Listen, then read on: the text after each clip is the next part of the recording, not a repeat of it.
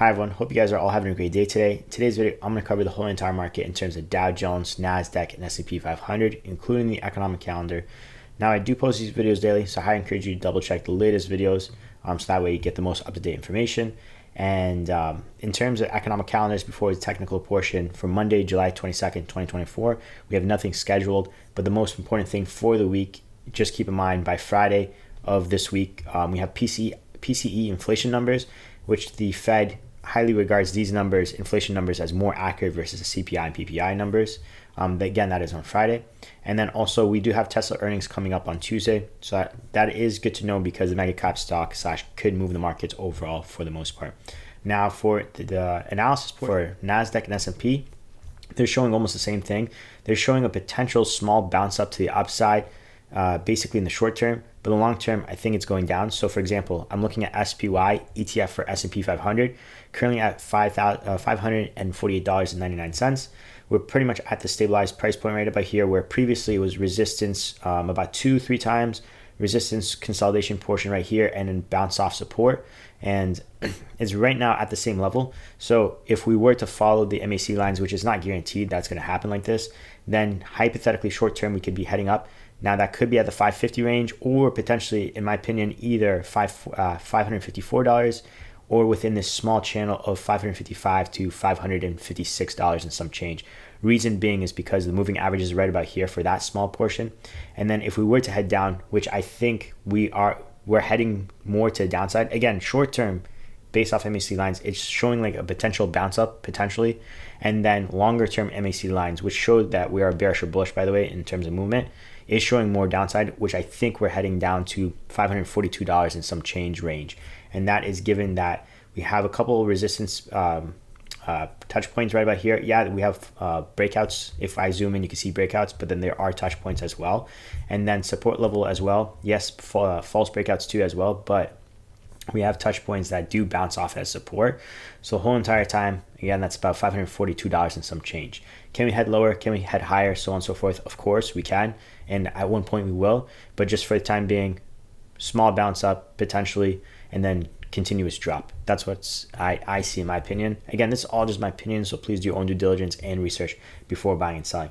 Now for the Nasdaq, which I'm going to be looking at QQQ, which is an ETF for Nasdaq, we have the upward trend resistance line dating back since 2010, which we do have for the S&P as well, but small breakout since 2020 to 2022, then came back down and had issues passing it again as of sometime in early 2024, and then broke through it. And then now we're basically underneath it again. So here's the line since 2010. By the way, this is when we broke through it. So you could see small resistance, spiked through, broke through, and then stayed above, and then now we're back underneath it. So the question is, if we have a small pop to the upside, I think potentially we could be, mind you, we close at $475 and some change.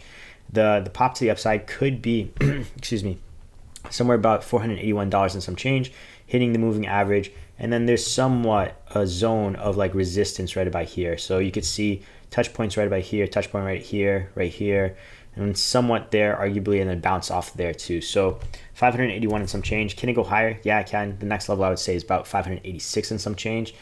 But again, 586 I think would be the most highest it would go in my opinion, because again, short term is showing a bounce up potentially, and we're at this level right about here too.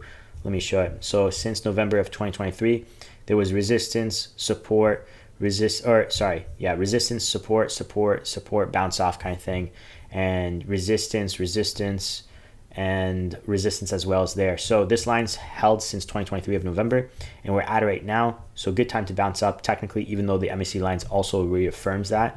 And then if we head lower, I'm expecting us potentially to go down to $465, but I think even lower personally. In my opinion, I think within this zone right about here, about $460 and some change. Again, mind you, we close at $475 and some change. And to show you what I'm looking at, basically, it's not really the best level to like rely on fully, but somewhat of a resistance zone here, but mainly resistance here and support bounce off here.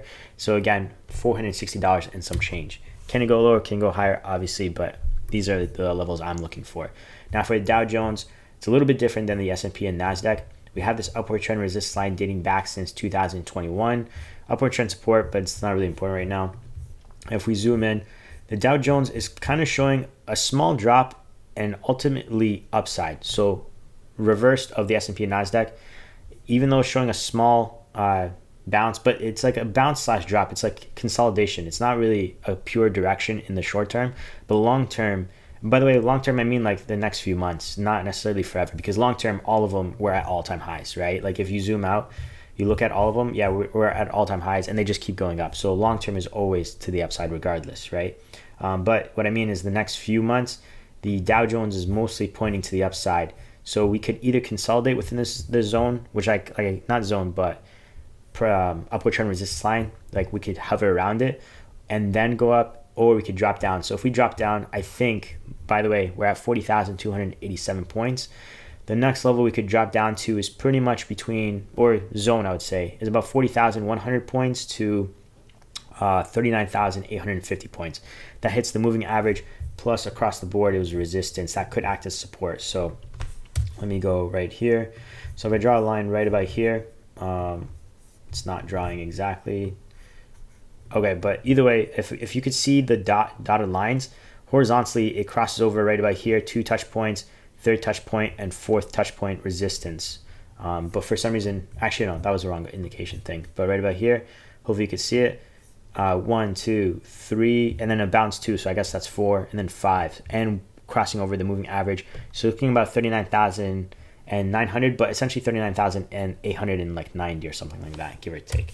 And then ultimately go up. And if we do go up, yeah, we'll have issues passing the upward trend resistance line again, which is about 40,339 points, but ultimately heading to 41,365 points, give or take, to the previous all-time highs, and that's for the Dow Jones. So that's basically it for today's video. Thanks again for watching. I do appreciate it. Highly encourage you guys to follow / subscribe, because I do post these videos daily. And if you found this video beneficial, consider dropping a like. It does help the channel, so thank you so much for that. I do appreciate it, and I'll see you guys in the next one. Take care. Peace.